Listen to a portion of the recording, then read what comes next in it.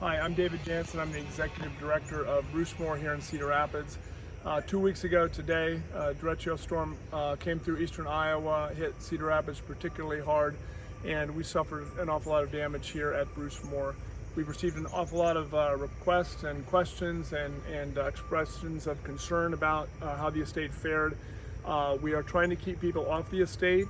There's still some hazards here, and we want to be able to focus on recovery versus watching for people walking around. So we're asking everyone to stay off the estate for a while, but we did want to offer you this opportunity to see the damage, see what happened, and get a sense of our initial recovery efforts. At the end, I'll also share some things that you can do to help us and or ways that you might be able to visit in the near future. The storm hit on that Monday, and the staff was essentially locked in. You see behind me all of the logs here to the side. All three of our main arteries through the estate were blocked. So the storm hit midday, and the staff who were here essentially had to cut their way out. Some major trees, every lane had at least 2 or 3 large, meaning 3-4 foot diameter trees blocking the lane. So it was an awful lot of work just to get home that day. I want to give a quick shout out to our buildings and grounds team in particular. Most of the cleanup work that's been going on, in addition to some volunteer work and some support by the rest of the staff, has happened with our very small buildings and grounds team doing an enormous amount of work. So you'll see evidence of that as we go through. We're going to hop in the golf cart and zip up toward the Peggy Whitworth Amphitheater.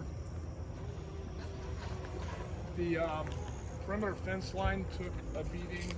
At least 30-40% of that fence line have trees on it. That's probably a minimum guess. We have a significant number of mature trees from even pre-1880, the Douglas era, during the plantings in 1906, when they created this landscape. Some really nice specimens that unfortunately are no more. You'll also see up to the right here our Linden Gate, the historic wrought iron gate that is sort of iconic in the front entrance of our estate. That obviously took a beating as well. We're going to walk through the performance area.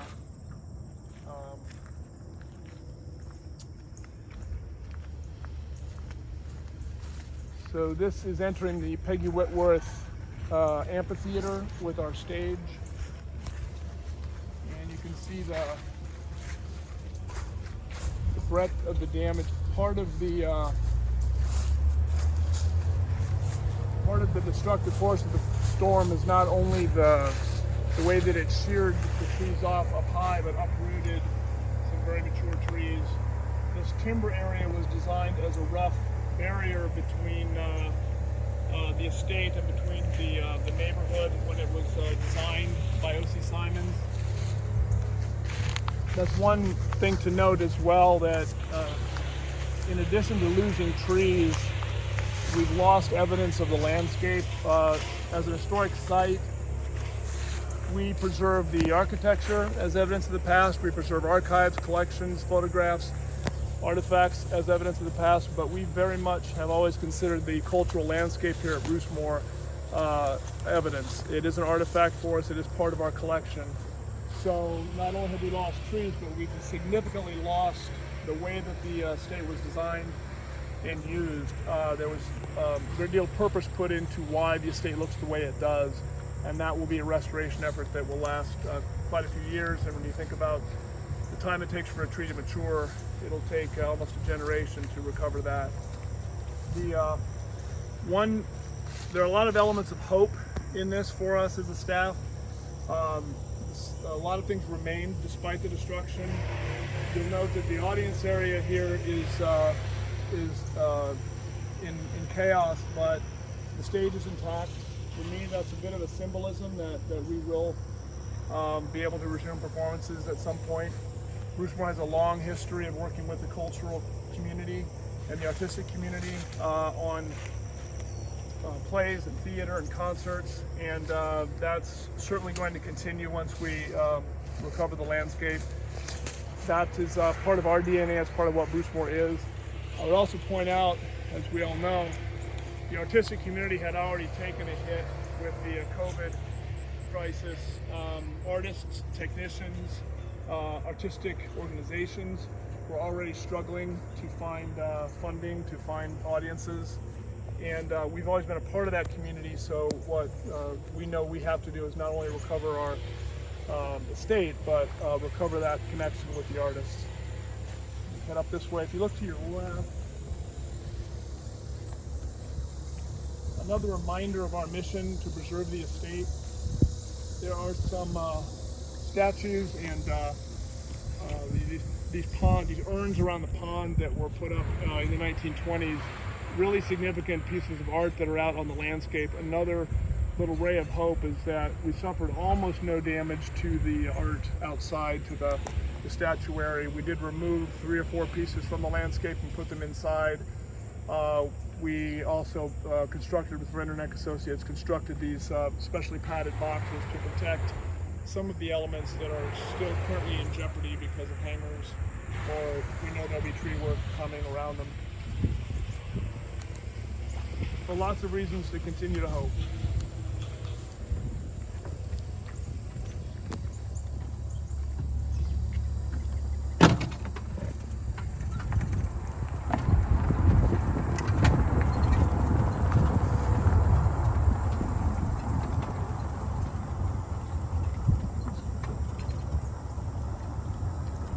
And then the pond, a number of trees fell around the pond. That wooded area is a really nice pond trail, as well as a nesting island for Howard and Margaret Hall's swans. All of the trees there came down into the pond.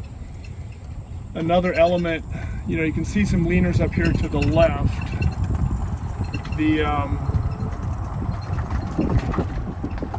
Above the night garden there, obviously there's an awful lot of tree damage up high. We're going to obviously remove and clean and drop hangers, but one of the things that we know as a staff is not just what you see right now. You can see evidence of the damage. What strikes us is what you can't see. The foliage behind there, the canopy that was there, is just simply gone. We can see through now to see houses that seem awfully close now because they've been shielded in the last 40 years by trees. Step out here. Obviously the mansion is at the center of the estate in terms of its history, and we certainly receive an awful lot of questions about the status of the mansion. All 7 of these structures did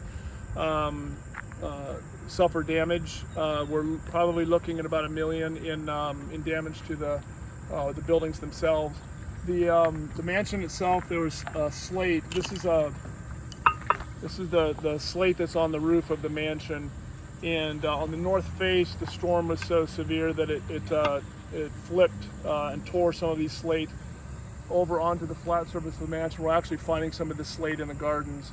One of the reasons we're keeping people off the estate too is that we want to make sure that the slate that remain, there are micro cracks in the slate up above. We want to make sure that some of these pieces don't fall off. So again, for now, please stay away from the estate. We also, the east porch took a beating. A lot of the windows and the door in there were blown out. So there is damage to the buildings. The damage to the landscape is so graphic and significant that it tends to overshadow it. But if you look beyond the formal garden, which is one of our most popular landscape elements, you see that our team right now is working in the garden to hand clear some of that. We'd already removed a couple of the statues that were in the area, but most of those trees won't survive. We'll circle back and I want to show you the Lord and Burnham greenhouse, which is probably the most significant.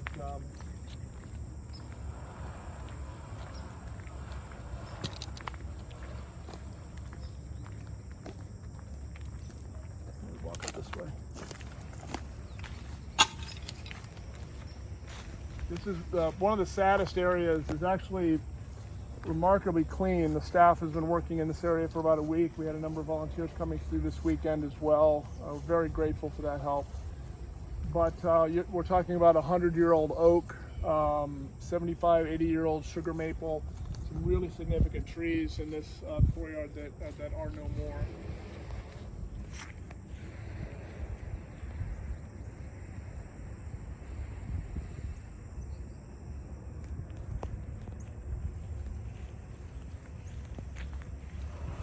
The Lord and Burnham greenhouse, it's an historic greenhouse. The structure was restored in 2013 was the conclusion of that project, 2012.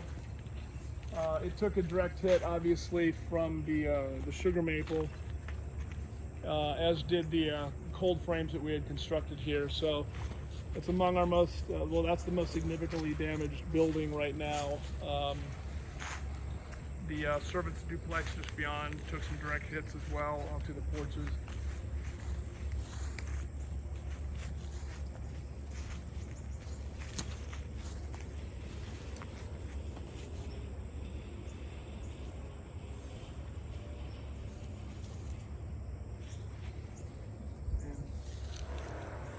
Another reason why we're asking people to stay off the broken glass here. There's a lot of things that we need to still continue to clean up with our small staff.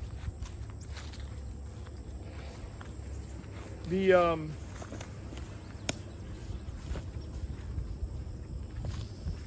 cost for preserving Brucemore, we are not publicly funded. We're not a government agency. Brucemore's a private nonprofit. The estate is owned by the National Trust for Historic Preservation. Brucemore Incorporated is a local board, a local group charged with preserving and co-stewardship, preserving the estate. We've been doing that since 1981.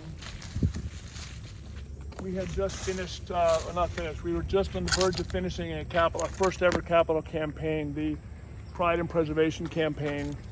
That campaign was about $150,000 away from being completed, but this adds a whole new cost level to us right now. And so any donations to the Pride and Preservation campaign going forward are going to be earmarked for landscape recovery. Landscape was part of the scope of the campaign. Now obviously it's become a little bit more urgent. So yeah, any contribution to the Pride and Preservation campaign will go to landscape recovery from this point forward. We do have, we're able to announce later today that some donors, a couple in the neighborhood have agreed to match up to $25,000 to the campaign. Any new donor, if you haven't given to the Pride and Preservation campaign before and are a new donor to that campaign, your donation will be matched dollar for dollar up to $25,000. So that's an encouraging and very generous program. And then finally, we'll end here and talk a little bit about Brucemore's mission. This is an area where we've had events like Cabaret in the Courtyard and other series, garden shows, and again, this building did take a hit, lost an awful lot of shingles. There's some holes in the roof of the carriage house, which impacted our offices. But we were in the process of staging a performance for, in the COVID era, we had designed a very specific version of a concert series here in the Courtyard. So it's not Cabaret in the Courtyard, but we were preparing to some social distancing, some mask requirements, etc. We were going to try to stage a bit of a comeback and help our friends in the artistic community, stage community, find an audience. We have decided to continue that, so we missed the first 2 weeks because of the storm and the initial recovery. We will be, the next 4 weekends, we will be presenting our concert series here. There are 2 different shows that are alternate every weekend, but for the next 4 weekends, we will have music return to Brucemore. That for us is not so much it's not about sort of funding, it's about bringing people back in a safe way. It's a very challenging time for everybody. Part of our mission has been to not only invigorate the artistic and cultural community, but and be part of the solution with the economy, but also provide people with an opportunity to express as an artist, opportunity to enjoy, and to start to heal those wounds. So we will continue. Please stay engaged with us at brucemore.org and look for ways you might be able to help. And thank you for caring, and be safe.